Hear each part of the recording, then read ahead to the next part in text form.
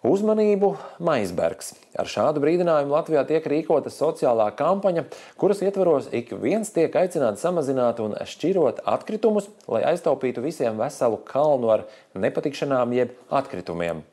Kampaņas organizētāji uzrunāja arī smilteniešus. Lai uzsvērtu atkritumu šķirošanas nozīmi, biedrība Homo Ekos Smiltenē tirdzniecības centrā rīkoja sociālu kampaņu Uzmanību, Maisbergs.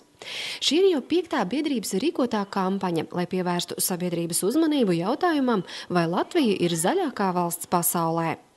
Atkritumu nešķirošana Latvijā ir noteikti liela problēma, jo arī, piemēram, Eiropas vides aģentūras dati rāda, ka tikai 9% no visiem atkritumiem Latvijā pārstrādā, kas nozīmē, ka pārstrādēji tātad ir derīgi tikai šķirotie atkritumi, un kas loģiski noved pie domas, ka tie šķirotie atkritumi joprojām ir ļoti maz. Un, ja mēs tādās līdzībās runājam, tad tas iepakojuma daudzums, kuru mēs katru gadu apglabājam atkritumos, ir apmēram 3 mūsu jaunās nacionālās bibliotēkas. Un tas ir milzīgi un ļoti daudz, un ņemot vērā, ka lielākā daļa no šī iepakojuma ir plastmasa, kura nesadalās un kura tur paliek poligonos, jāsaka, gadu simtiem, tā ir diezgan liela problēma. Kampaņas organizatori un brīvprātīgie ikvienam sniedza plašāku informāciju par iepakojuma samazināšanu un šķirošanu pārstrādei. Uzrunātajiem cilvēkiem bija arī iespēja saņemt dāvanu – auduma iepirkuma maisu un tikai ar vienu noteikumu – pārkrāmējot plastmasas maisa saturu dāvinātajā auduma maisā. Kāpēc jūs atsaucāties aicinājumam pārlikt? Tā plastmasa nav veselīga, tāpēc. Ko vēl lai saka? Vai jūs ikdienā cenšaties šķirot atkritumu? Diezgan cenšos. Kādā veidā? Tomēr pudeles un papīrus arī atsevišķi un tā. Mums ir vairāki konteineri tur pie tehnikuma un tā. Mēs šķirojam. Vai un kādā veidā jūs šķirojat varbūt atkritumus savā mājā, savā ģimenē? Savā mājā man ir izdevīgi pašam šķirot, tāpēc, ka man jau viņiem jātiek galā ir.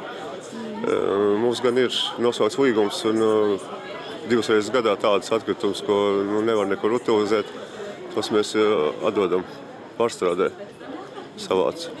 Bet tā principā viss kā jau lauksaimniecībā, ko kompostē, ko apvērt dzīvnieciņi, viss tādas pārtikas atkritumus. Vēl kampaņas ietveros bērni un jaunieši varēja iesaistīties radošā aktivitātē un izgatavot interesantas un noderīgas lietas no izlietotā iepakojuma.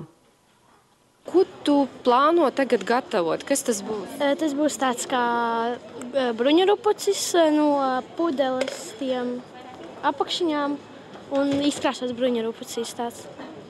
Vai jūs ģimenē šādi tad arī runājat, piemēram, par atkritumu šķirošanu, cik ir kaitīgi zemē papīrus mest un plasmas maisiņus? Jā, dažreiz runājam.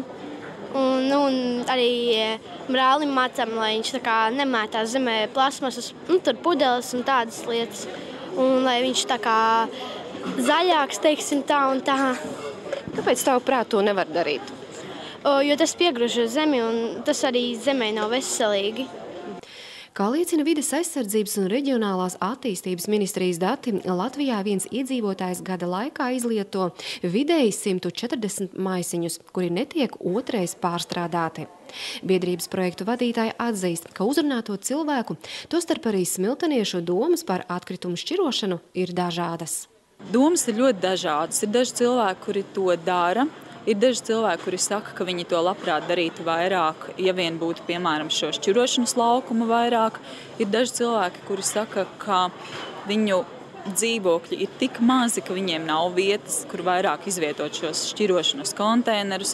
Un ir cilvēki, kuriem tas ir, jāsaka, diezgan vienalga, un ir tādi, kuri saka, jā, mums nepatīk šie plastmasas maisiņi, un mēs no tiem cenšamies izvairīties, un plastmasas iepakojums kopumā. Tā kā ir ļoti dažādi, es domāju, tā kā arī caurmērā Latvijā arī Smiltenē ļoti dažādi cilvēki. Jāpiebilst, ka Latvijas atkritumu saimniecības piemērošana ērtai šķirošanai vēl tiek veidota, lai arī no nākamā gada visā Latvijas teritorijā jābūt nodrošinātai dalītai atkritumu savākšanai.